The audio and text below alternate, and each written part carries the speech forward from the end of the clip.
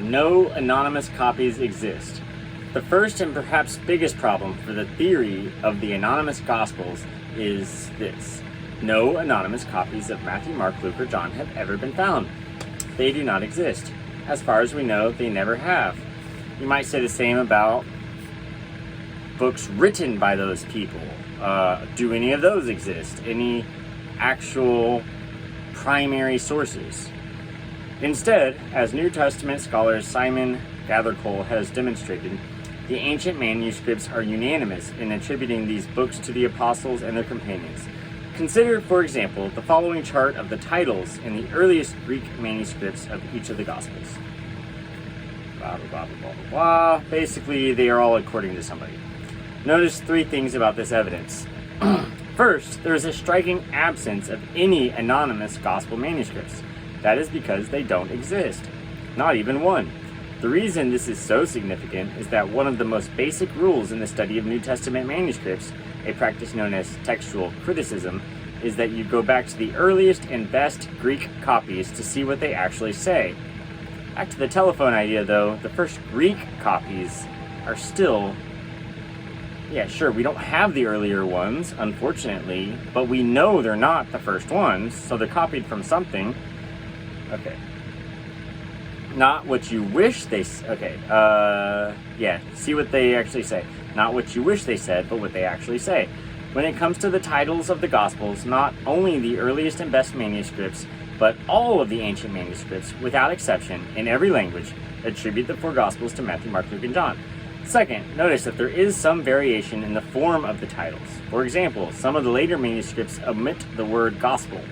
However, as New Testament scholar Michael Bird notes, there is absolute uniformity in the authors to whom each of the books is attributed. One reason this is so important is because some scholars will claim that the Greek manuscripts support the idea that the titles of the Gospels were added later. For example, Bart Ehrman writes, because our surviving Greek manuscripts provide such a wide variety of different titles for the Gospels, textual scholars have long realized that their familiar names, an example, the Gospel according to Matthew, do not go back to a single original title, but were added later by scribes.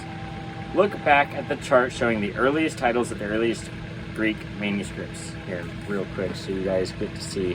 I'm not going to read all that, but basically they all have variations of according to this, or gospel according to that, or blah, blah, blah. Where is the wide variety of titles that he is talking about? The only significant difference is that in some later copies, the word gospel is missing, probably because the title was abbreviated. In fact, it is precisely the familiar names of Matthew, Mark, Luke, and John that are found in every single manuscript we possess. According to the basic rules of textual criticism, then, if anything is original in the titles, it is the names of the authors. They are at least as original as any other part of the Gospels for which we have unanimous manuscript evidence. Third, and this is important, notice also that the titles are present in the most ancient copies of each Gospel we possess, including the earliest fragments, known as papyrus leaves. For example, the earliest Greek manuscript of the Gospel of Matthew contains the title, The Gospel According to Matthew. Okay, likewise, blah, blah, blah.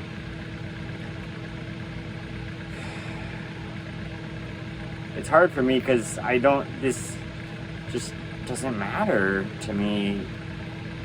It could be the Gospel according to Michael, and I could make up some bullshit that wasn't real.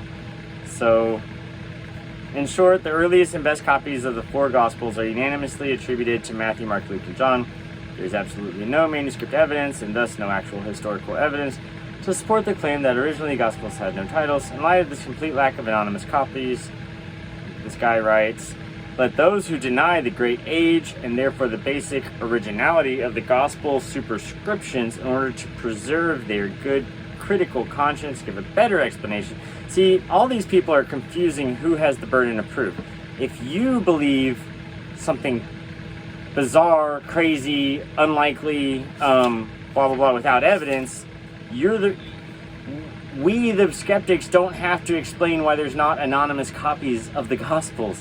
That doesn't matter. It just has nothing to do with whether the words in the books are true. So, let's end it there.